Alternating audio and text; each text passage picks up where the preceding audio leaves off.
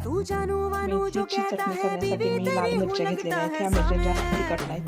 एक चमचा भिजवलेली मेथी घेतलेली आहे, भिजवून ठेवलेली. मी सकाळी भिजवून ठेवलेली आहे. 1-2 तास ही मेथी भिजवून ठेवलेली आहे. मेथी भिजवून भिजवल्यामुळे त्यामधील कडवटपणा कमी होतो. आणि थोडंसं गूळ घेतलेलं आहे, कोथिंबीर, लसणाच्या पाकळ्या आणि चिंचेचं कोळ घेतलेलं आहे. आंबट गोड तिखट चवीची चटणी आपण करणार आहोत. हे सर्व आता मी मिक्सरच्या भांड्यात घालून घेते.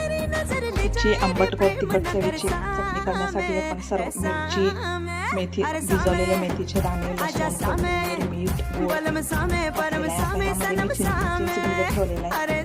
चिंचेचं कोळ यामध्ये घालते.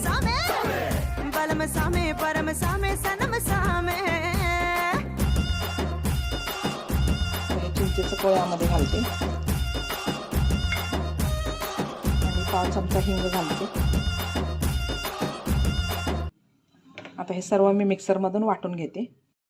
आंबट गोड कडू तिखट चवीची मेथीची चटणी तयार झालेली आहे. आता मी ही चटणी एका बाउलमध्ये काढून घेते. असेच नवनवीन आणि छान छान हेल्दी रेसिपी पाहण्यासाठी मी सुगरण किचनला लाईक, शेअर आणि सबस्क्राईब करा.